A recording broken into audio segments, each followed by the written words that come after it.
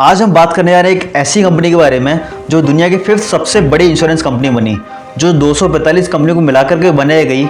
आज हम बात करें life insurance corporation of India के बारे में। LIC इतनी बड़ी है कि 2017 में गवर्नमेंट ऑफ इंडिया के यूनियन बजट जो $383.93 बिलियन के थे, LIC के खुद के एसेट्स $403.44 बिलियन के थे। LIC के कस्टमर्स को गिना जाए तो यूके की 6 गुना पॉपुलेशन के बराबर 280 मिलियन पॉलिसीज, जो कि 5th सबसे बड़ा इंश्योरेंस बनाती है 2020 की रिपोर्ट के हिसाब से। आज LIC ना कि सिर्फ इंश्योरेंस कंपनी है बल्कि एक सबसे बड़ी एम्प्लॉयमेंट देने वाली कंपनी भी है। तो आज हम देखते हैं LIC ने कैसे ग्रो किया और कैसे LIC इंडिया की सबसे बड़ी इंश्योरेंस कंपनी बन गई और ऐसे कौन से बिजनेस लेसन है जो हम इससे सीख सकते हैं। 1956 में चलते हैं। इंडिया के आज़ाद हुए कुछ साल ही हुए थे और इंडिया की फाइनेंशियल सिचुएशन बहुत ज़्यादा वीक थी। 1954 में इंडिया में 61% पॉवर्टी रेट था और बढ़ता ही जा रहा था। साथ ही मलेरिया एंड कोलेरा जैसी कई सारी बीमारियां फैल रही थी। ना ही अपने पास कोई स्ट्रॉन्ग हेल्थ केयर सिस्टम था, सो इंडिया का मोर्टेलिटी रेट भी बहुत हाई था। अपने लीडर्स भी नई नई पॉलिसीज एंड स्कीम्स इंट्रोड्यूस कर रहे थे इंडिया की इकोनॉमिकल रिकवरी के लिए। अगर हम उस टाइम पे फैमिली सिचुएशंस को देखते हैं तो एक फैमिली में बस एक ही अर्निंग मेंबर होता था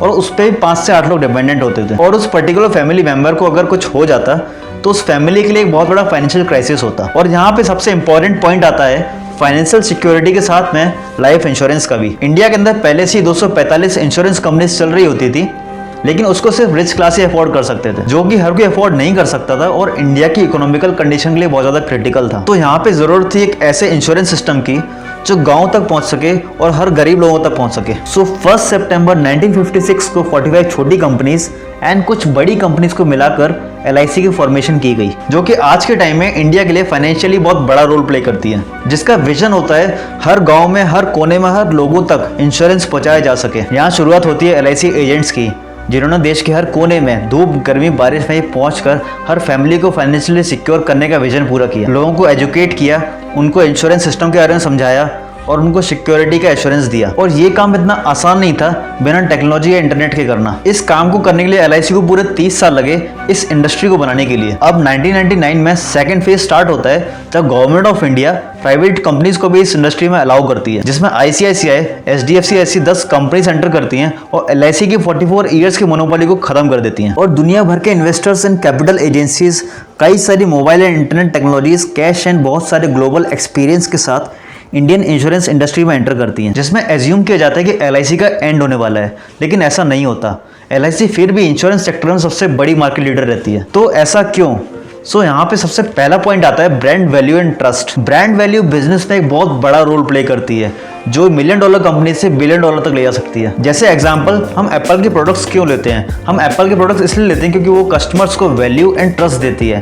सेम है टाटा सॉल्ट, हम सॉल्ट के लिए टाटा के पास जाते हैं। सिमिलरली इंडिया में लाइफ इंश्योरेंस के लिए हम LIC को चूज करते हैं। अब आप अपने पेरेंट्स से पूछेंगे कि लाइफ इंश्योरेंस कहाँ से करवाना है, तो ऑब्वियसली यही बोलेंगे कि LIC से करवाइए। तो किसी भी कंपनी की ब्रांड वैल्यू जो वो अपने कस्टमर्स को देती है, वो उस कंपनी को सालों सालों तक स्ट्रॉन्ग बना के रखती है। And the second point is distribution network. Business studies में बताया जाता है कि अगर कंपनी अपने sales, marketing and product development को अगर आउटसोर्स ना करे तो कंपनी के बहुत सारे एक्सपेंस बचाए जा सकते हैं। जहां बाकी प्राइवेट प्लेयर्स अपने इंश्योरेंस पॉलिसीज बैंक्स के थ्रू सेल करते हैं, जब कस्टमर बैंक में जाता है तब उनको पॉलिसी ऑफर की जाती है। वहीं LIC के 2048 ब्रांचेस हैं एंड 11.5 लाख एजेंट्स हैं जो घर घर जाकर के पॉलिसी सेल करते हैं। LIC का डिस्ट्रीब्यूशन नेटवर्क इतना स्ट्रॉन्ग एंड स्मूथ है कि अगर मुझे इंश्योरेंस चाहिए होगा तो मैं LIC के पास ही जाऊंगा। और कस्टमर्स को भी ब्रांच में बहुत अच्छी सर्विस मिलती है, क्योंकि LIC अपने कस्टमर्स को ना कि अच्छी ट्रेनिंग देती है, उनको ये रियलाइज भी कराया जाता है कि वो जो काम कर रहे हैं वो एक नॉर्मल काम नहीं है। उनको ये पता होता है कि थोड़ा सा भी डिले होने पर किसी की फैमिली सिचुएशन बहुत ज्यादा क्रिटिकल हो सकती है। And the third point is excellent finances in the growing industry.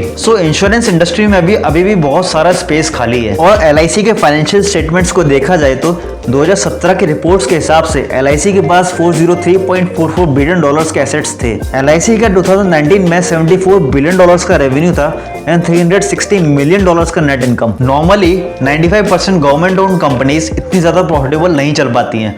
LIC चल पाती है बिकॉज हाई प्रॉफिट मार्जिन्स। और जो कस्टमर लाइफ इंश्योरेंस लेता है वो मोस्ट प्रोबेबली हेल्थ इंश्योरेंस भी लेता है। क्वेश्चन ये है, LIC के पास इतना ज्यादा कैश कलेक्ट हो जाता है तो वो उस कैश का करता क्या है? And the answer is LIC is also an investment company. LIC का इन्वेस्टमेंट ऑलमोस्ट इंडिया की हर बड़ी कंपनी में लगा हुआ है, जैसे government infrastructure, rural and urban development में यूज करती है। गवर्नमेंट ऑफ इंडिया ने कुछ रेगुलेशंस बनाए हैं, जैसे 50% investment government owned companies and 35% public and private bonds and equities में करती है। तो इस तरीके से LIC का इन्वेस्टमेंट डाइवर्सिफाइड है और आज LIC इंडिया की इकोनॉमी के लिए सबसे बड़ी कंट्रीब्यूटर बनती है, जो देश की सबसे बड़ी इंश्योरेंस कंपनी जो अपने 5% स्टेक्स के साथ में $8 बिलियन रेज करने वाली है अपने रिसेंट IPO में। सो गवर्नमेंट का यहाँ पे बहुत अच्छा स्टेप है पब्लिक को इन्वॉल्व करके प्राइवेटाइज किया जाए। सो ये 3 स्ट्रेटेजीज हैं जिससे LIC आज भी इतना ग्लोबल कंपटीशन होने के बाद भी इंडिया की लीडिंग इंश्योरेंस कंपनी है। क्या आपके घर में किसी ने LIC की पॉलिसीज ले रखी हैं? प्लीज कमेंट करके बताएं।